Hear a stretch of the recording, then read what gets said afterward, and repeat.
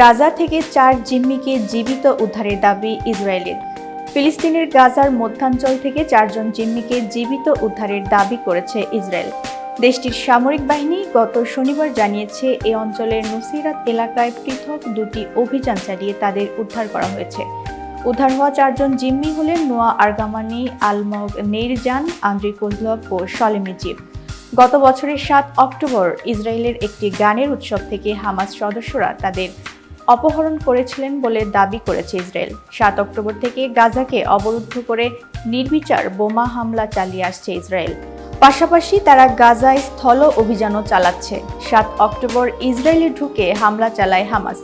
ওই হামলায় দেশটিতে প্রায় 1139 জন নিহত হন। এছাড়া প্রায় 250 জনকে জিম্মি করে গাজায় নিয়ে যান হামাস সদস্যরা। এতক্ষণ বার্তা বৈঠকের সাথে থাকার জন্য ধন্যবাদ। নতুন নতুন তথ্য এবং সংবাদ পেতে বার্তা বৈঠকের ইউটিউব চ্যানেল এবং ফেসবুক পেজের সাথেই থাকুন।